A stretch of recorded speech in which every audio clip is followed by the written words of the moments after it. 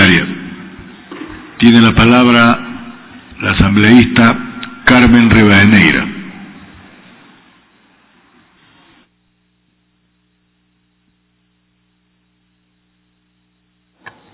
Señor presidente, colegas asambleístas, agradezco el espacio para poder hablar en estos momentos del 5 de agosto de 1820, de su trascendencia histórica, aquella que no ha sido conocida y mucho menos reconocida, lastimosamente, no solamente en el ámbito nacional, sino aún en el ámbito de lo provincial.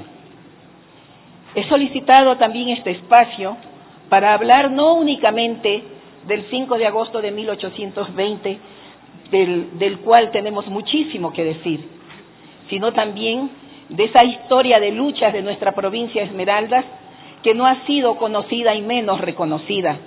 Esa historia de lucha que le ha permitió que esa Esmeraldas fuese ladeada por largo tiempo, por todo este tiempo de la vida republicana del desarrollo nacional. Vengo, señor presidente, colegas asambleístas, para decirles que el 5 de agosto de 1820 no fue una simple revuelta de algunos pobladores contra una autoridad tiránica de una pequeñísima comarca. El 5 de agosto de 1820 fue el resultado de las ideas libertarias que ya trascendían, que ya caminaban, que estaban en la mente también de los pobladores de estos sectores del norte de nuestra patria. Se conoce por los datos históricos últimos que precisamente desde fines del siglo XVIII, con las ideas de Eugenio Espejo, ya esos espíritus de los pobladores de estos sectores estaban henchidos de las ideas libertarias. No se diga aquello que es reconocido por la historiografía ecuatoriana y que ya está aquí señalado, que el 5 de agosto estuvo ligada a las luchas de las dos juntas quiteñas, la de 1809 y la de 1810. Los patriotas, como Juan Pío Montúfar, estuvieron ligados a los pobladores de estos sectores. Que nuestra geografía, la geografía esmeraldeña, se convirtió en un corredor geográfico por donde se trasladaban pertrechos y armas para los próceres de la independencia. Que no solamente eso, sino que sus pobladores mantuvieron desde comienzos de este siglo y fines del anterior, como lo he señalado, las ideas libertarias hasta 1822.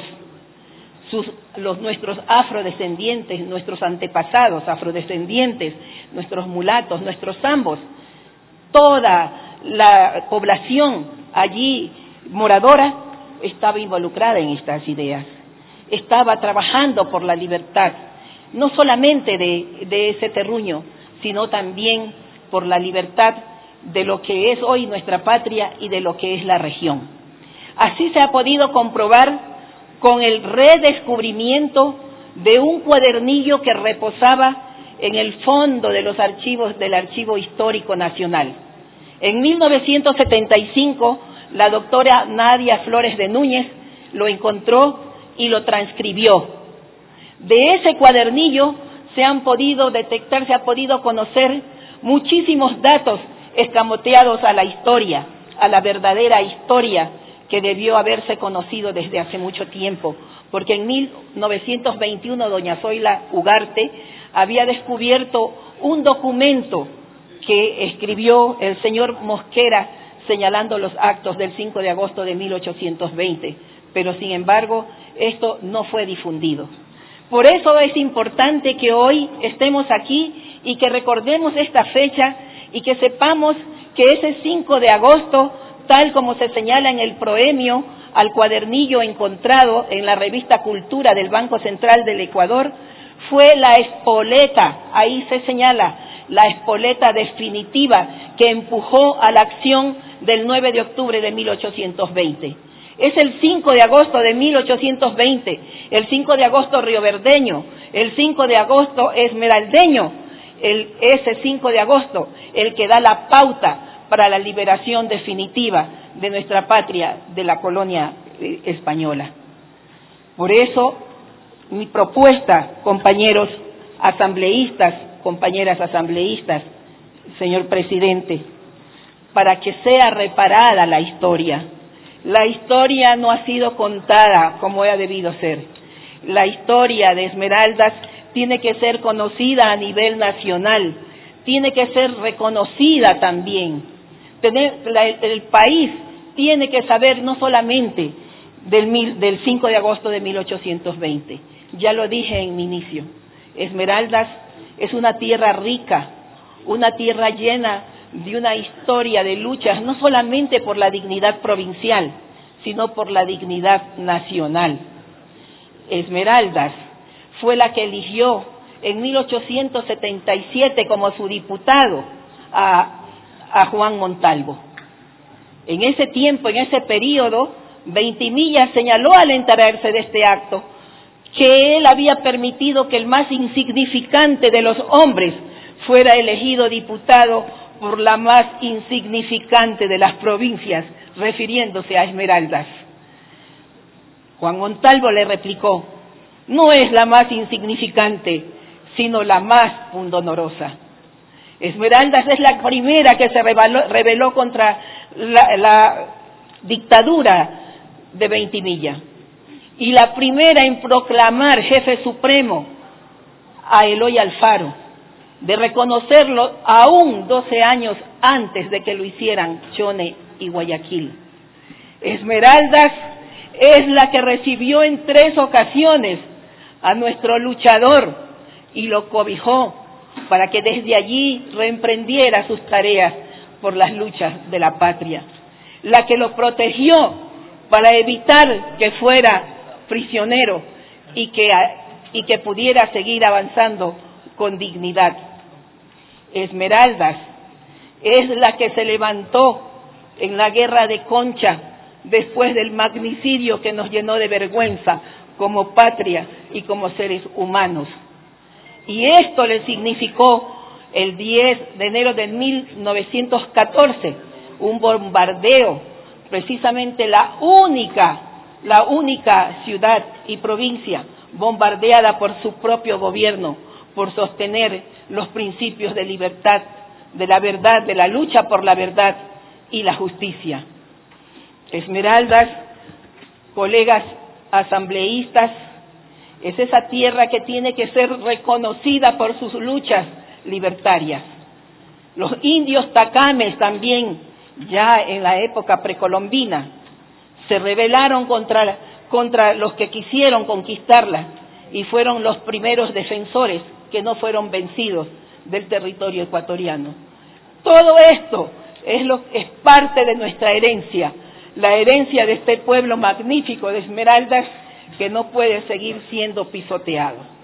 Un pueblo que merece el respeto, y estoy aquí precisamente para que se conozcan estos datos, para que la Asamblea, yo estoy segura que por su espíritu patriótico y de justicia, apruebe esta resolución, para que el Ministerio de Cultura y Patrimonio, el ministro o la ministra en su momento del Ministerio de Cultura y Patrimonio, realicen todas las acciones necesarias, las investigaciones por justicia, por algo que está concordante con la auténtica historia, con la realidad histórica, para que precisamente esa historia sea reparada, sea reconocida y su pueblo, el pueblo esmeraldeño, también resarcido.